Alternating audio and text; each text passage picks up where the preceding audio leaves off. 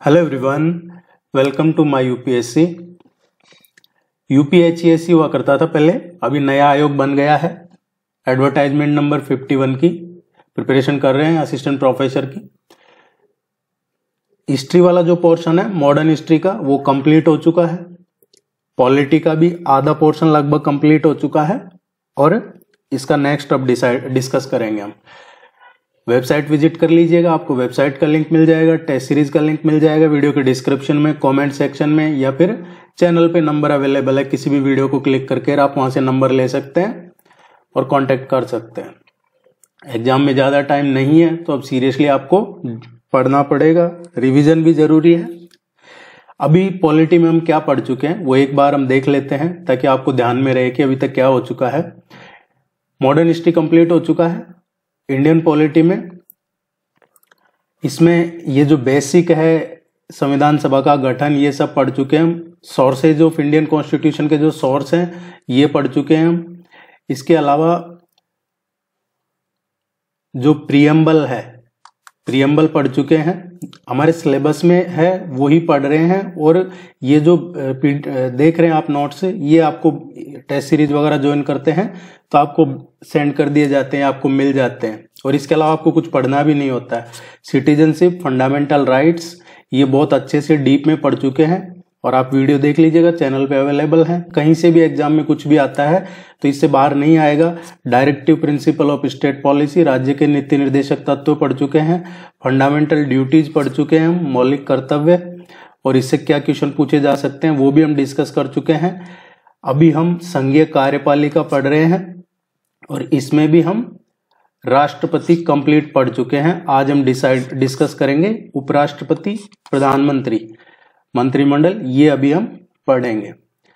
राष्ट्रपति का हम पढ़ चुके हैं ऑलरेडी। आप इसको वीडियो को लाइक जरूर कीजिएगा, चैनल को सब्सक्राइब कर लीजिएगा ताकि आपको रेगुलर बेसिस पे आपके एग्जाम से रिलेटेड अपडेट्स मिलते रहेंगे। उपराष्ट्रपति, वाइस प्रेसिडेंट, इतना ही पढ़ना है जितना आपको करवाया जा रहा है। इससे बाहर एग्जाम में कुछ नहीं आता है और ये पिछले कई सालों से इसकी तैयारी करवा रहे हैं। आर्टिकल 63 के अकॉर्डिंग भारत का एक उपराष्ट्रपति होगा। हमसे पूछा जाता है कि भारत का एक उपराष्ट्रपति होगा संविधान में, ये कौन से अनुच्छेद में लिखा गया है, कौन सा अनुच्छेद हमें बताता है। आर्टिकल 63 के अकॉर्डिंग भारत में एक उपराष्ट्रपति होगा। तो ये आर्टिकल ध्यान में रखना आपको। उपराष्ट्रपति के चुनाव की जो प्रक्रिया है, उपराष्ट्रपति कैसे संसद के जो दोनों सदन हैं उनके निर्वाचित और जो मनोनीत, सदन में जो निर्वाचन होके आते हैं वो, और जो मनोनीत सदस्य होते हैं उनके द्वारा उपराष्ट्रपति को चुना जाता है। ये प्रोसेस आर्टिकल 66 में मेंशन है। आर्टिकल 63 तो कहता है कि एक उपराष्ट्रपति होगा और उपराष्ट्रपति का चुनाव किस तरीके से होगा वो आर्टिकल 66 बताता है हमें। उपराष्ट्रपति कौन बन सकता है, उपराष्ट्रपति बनने के लिए क्या एलिजिबिलिटी होनी चाहिए, क्या क्वालिफिकेशन होनी चाहिए। उपराष्ट्रपति पद के लिए भारत का नागरिक होना चाहिए, सिटीजन होना चाहिए, इंडियन सिटीजन, भारत का नागरिक। उम्र क्या होनी चाहिए, एज देखिए 35 वर्ष की आयु होनी चाहिए। तो वाइस प्रेसिडेंट बनने के लिए मिनिमम जो एज क्राइटेरिया है वो 35 ईयर है, कम से कम 35 साल की एज होनी चाहिए। राज्यसभा का सदस्य बनने की योग्यता रखता हो और किसी लाभ के पद पे नहीं हो। तो उपराष्ट्रपति कौन बन सकता है, जो भारत का नागरिक हो, 35 ईयर कम से कम उसकी एज होनी चाहिए और राज्यसभा का सदस्य बनने की योग्यता हो, किसी प्रॉफिट के लाभ के पद पे वो नहीं हो जब वो इसके लिए अप्लाई कर रहे हैं, जब इसका कॉन्टेस्ट कर रहे हैं। जब क्या पदावधि रहती है, आर्टिकल 67 कहता है कि उपराष्ट्रपति 5 साल के लिए, जनरली 5 साल के लिए उनका टेन्योर रहता है। अब इसमें सबसे इंपॉर्टेंट चीज ये है जो एग्जाम में कई बार पूछ ली जाती है, उपराष्ट्रपति राज्यसभा का पदेन सभापति होता है लेकिन वो राज्यसभा का सदस्य नहीं होता। आप इसको अच्छे से याद कीजिएगा। उपराष्ट्रपति है, राज्यसभा का पदेन सभापति होता है लेकिन वो राज्यसभा का मेंबर नहीं होता है। नेक्स्ट देखते हैं प्राइम मिनिस्टर और काउंसिल ऑफ मिनिस्टर्स। आर्टिकल 74 कहता है कि राष्ट्रपति की सहायता और सलाह के देने के लिए एक मंत्री परिषद होना चाहिए, काउंसिल ऑफ मिनिस्टर्स होना चाहिए, मंत्रिमंडल, मंत्री परिषद होना चाहिए। ये आर्टिकल 74 कहता है। और इसमें आगे कहता है आर्टिकल 74 कि जो मंत्री परिषद होगा उसका मुखिया कौन होगा, प्रधान कौन होगा, प्राइम मिनिस्टर होगा। ये आर्टिकल 74 हमें बताता है। राष्ट्रपति अपने कृत्यों का प्रयोग करने में उनकी सलाह के अनुसार कार्य करेगा। तो राष्ट्रपति को सलाह देने के लिए कौन होते हैं, प्राइम मिनिस्टर राष्ट्रपति को सलाह देते हैं। प्रधानमंत्री की नियुक्ति कौन करता है, प्रधानमंत्री की नियुक्ति प्रेसिडेंट करते हैं, राष्ट्रपति प्रधानमंत्री की नियुक्ति करते हैं। और जो बाकी के कैबिनेट अपॉइंट होता है मंत्रिपरिषद, उनकी नियुक्ति भी राष्ट्रपति ही करते हैं, लेकिन प्राइम मिनिस्टर की सलाह पे। जैसे मुख्यमंत्री अपने कैबिनेट की में जो मंत्री होते हैं उनको नियुक्ति राज्यपाल करता है, लेकिन मुख्यमंत्री की सलाह पे। इसी तरीके से प्रधानमंत्री की सलाह पे राष्ट्रपति मंत्रियों की नियुक्ति करते हैं। तो ये इंपॉर्टेंट चीज ध्यान रखनी है। और मंत्री राष्ट्रपति के प्रसाद पर्यंत ही अपना पद धारण करते हैं, लेकिन वो प्रधानमंत्री की सलाह से राष्ट्रपति अपॉइंट करते हैं। इसमें देखिए आर्टिकल 74(3) है। आर्टिकल 75(3) के अनुसार मंत्री परिषद सामूहिक रूप से लोकसभा के प्रति उत्तरदायी होते हैं। तो ये आपको ध्यान में रखना है कि जो काउंसिल ऑफ मिनिस्टर है वो किसके लिए रेस्पॉन्सिबल है, लोकसभा के प्रति। जो निचला सदन होता है, लोअर हाउस लोकसभा, उसके प्रति रेस्पॉन्सिबल होते हैं। ये क्वेश्चन पहले पूछा गया आपके एग्जाम में और लगभग बहुत सारे एग्जाम्स में पूछा जाता है। एक तो यह पूछ लिया जाता है कि अनुच्छेद 75(3) के अनुसार मंत्रिपरिषद सामूहिक रूप से किसके प्रति उत्तरदायी होता है, लोकसभा के प्रति। या फिर पूछ लिया जाता है कि मंत्रिपरिषद सामूहिक रूप से लोकसभा के प्रति उत्तरदायी होते हैं, ये कौन से आर्टिकल में है, तो आर्टिकल 75(3). यदि लोकसभा में मंत्रिपरिषद के खिलाफ अविश्वास प्रस्ताव पारित हो जाता है तो संपूर्ण मंत्रिमंडल को त्याग पत्र देना पड़ता है। नो कॉन्फिडेंस मोशन आता है तो सरकार गिरती है, फिर ऐसा होता है। अब देखिए, अभी हमने जो उपराष्ट्रपति पढ़े हैं, उपराष्ट्रपति का देख लेते हैं एक बार, कौन कौन उपराष्ट्रपति रहे हैं। और ये आप जरूर ध्यान रखिएगा, कई बार क्या वो क्रोनोलॉजिकल ऑर्डर पूछ लिया जाता है कि इनमें से कौन पहले कौन बाद में बना है, तो ये जरूर ध्यान में रखना आपको। उपराष्ट्रपति की बात करें तो सबसे पहले डॉक्टर सर्वपल्ली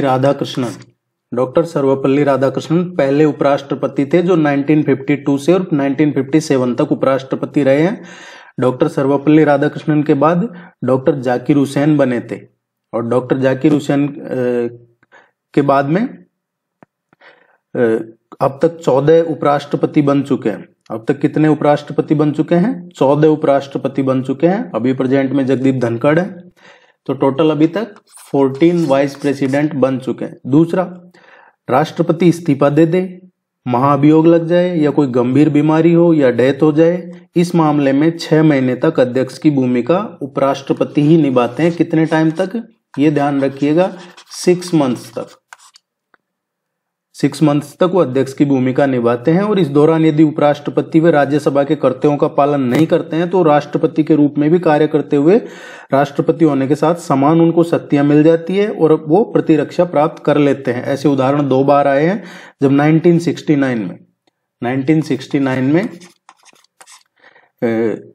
राष्ट्रपति थे जाकिर हुसैन, उनका निधन हो गया था, और जाकिर हुसैन के निधन के बाद वीवी गिरी 6 महीने के लिए राष्ट्रपति बने थे।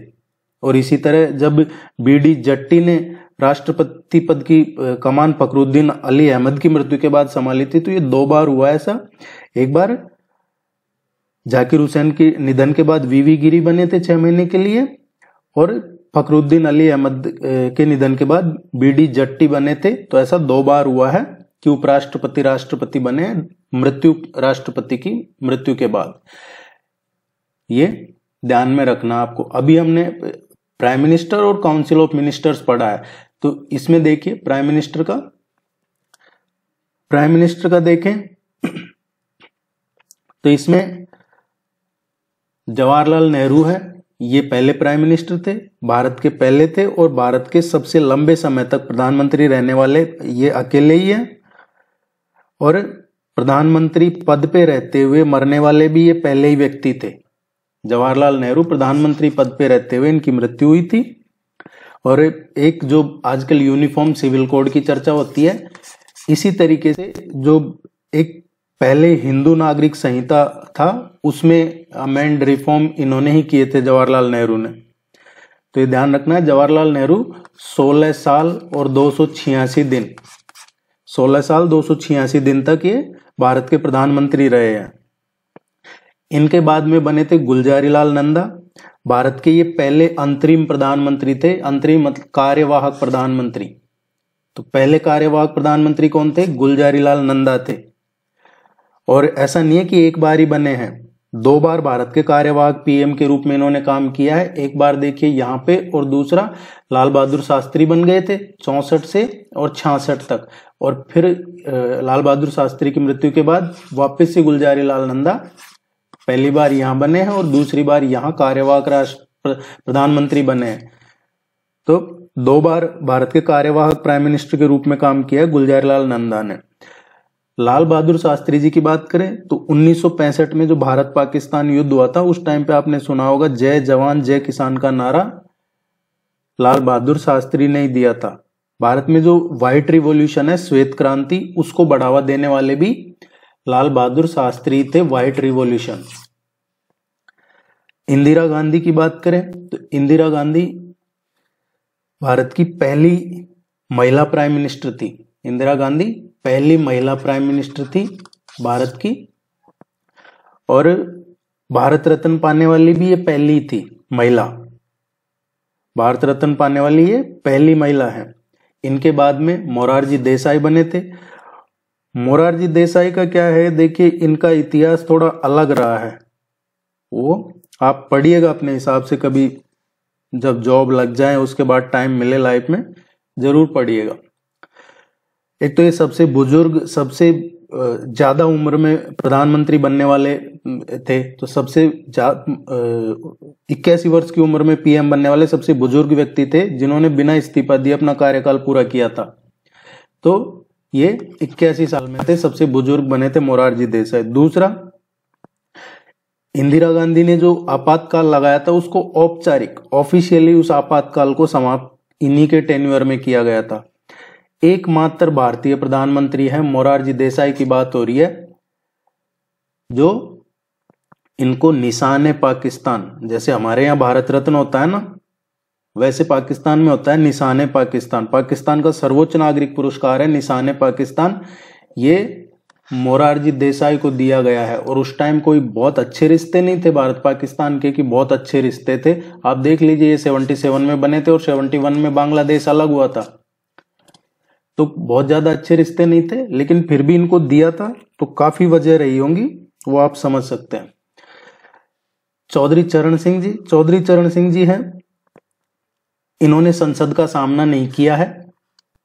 ये ऐसे प्रधानमंत्री है जिन्होंने संसद का सामना नहीं किया था। इन्होंने जमींदारी जो सिस्टम था अंग्रेजों का, जो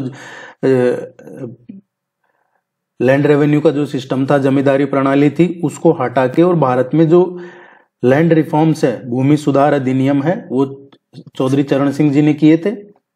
इसके बाद में फिर से इंदिरा गांधी बन गई, और पहली महिला जिन्होंने दूसरे कार्यकाल के लिए पीएम के रूप में काम किया था। बांग्लादेश स्वाधीनता सम्मान भी मिला हुआ है इंदिरा जी को। इसके बाद में राजीव गांधी बने हैं। इसमें देखिए एक चीज आपको इंपॉर्टेंट ध्यान रखनी है कि एक तो सबसे ज्यादा टाइम तक कौन रहे हैं, और फिर क्या सीक्वेंस है, किसके बाद में कौन बने हैं, इसीलिए हम ये डिटेल में डिस्कस कर रहे हैं। सबसे कम उम्र के प्रधानमंत्री बनने वाले राजीव गांधी थे, और सबसे ज्यादा उम्र के बनने वाले मोरारजी देसाई थे। राजीव गांधी 40 साल की उम्र में प्रधानमंत्री बन गए थे। वीपी सिंह की बात करें, विश्वनाथ प्रताप सिंह पहले पीएम थे जिन्होंने अविश्वास प्रस्ताव के बाद पीएम पद छोड़ा था। तो जो अविश्वास प्रस्ताव है, नो कॉन्फिडेंस मोशन, ये इनके खिलाफ लाया गया था और फिर इनको पद छोड़ना पड़ा था। चंद्रशेखर बने हैं इनके बाद। चंद्रशेखर ये समाजवादी जनता पार्टी से थे। इसके बाद में पीवी नरसिम्हा राव बने हैं, दक्षिण भारत के पहले प्रधानमंत्री थे जो साउथ इंडिया से कोई प्राइम मिनिस्टर बने हैं। पीवी नरसिम्हा राव ये पहले थे, और इन्होंने economic reforms, father of economic reforms, कई बुक्स में इनको कहा गया है पीवी नरसिम्हा राव को। आर्थिक सुधारों के रूप में इनका काफी योगदान रहा है। इसके बाद में अटल बिहारी वाजपेयी बने हैं, सबसे छोटे कार्यकाल के पीएम अटल जी रहे हैं और 16 दिन तक पीएम रहे थे, 16 दिन तक। और इसके बाद में एचडी देवेगौड़ा बने हैं। एचडी देवेगौड़ा जनता दल से थे और ये भी कोई ज्यादा लंबे टाइम तक नहीं रहे हैं। आप ये देखिए यहाँ पे 90 से और 98, यहाँ पे 8 साल में 7 प्रधानमंत्री बदले हैं। तो देश की हालत क्या रही होगी हम समझ सकते हैं, 8 साल में 7 प्रधानमंत्री बदलना। इसके बाद में इंद्र कुमार गुजराल बने थे, फिर वापस अटल बिहारी वाजपेयी बने थे। अटल बिहारी वाजपेयी पहले गैर कांग्रेसी थे, ऐसे गैर कांग्रेसी प्राइम मिनिस्टर थे जिन्होंने पीएम के रूप में अपना कार्यकाल पूर्ण किया था। ये क्वेश्चन कई जगह पूछा जाता है, पहले गैर कांग्रेसी प्रधानमंत्री जिन्होंने 5 साल का कार्यकाल पूरा किया था। और अटल जी कितने दिन रहे हैं? 6 साल 64 दिन रहे थे, 6 साल 64 दिन तक प्रधानमंत्री रहे थे। इसके बाद में डॉक्टर मनमोहन सिंह बने थे। और जो राष्ट्रीय ग्रामीण स्वास्थ्य मिशन की बात होती है, राष्ट्रीय ग्रामीण स्वास्थ्य मिशन की शुरुआत डॉक्टर मनमोहन सिंह ने की थी।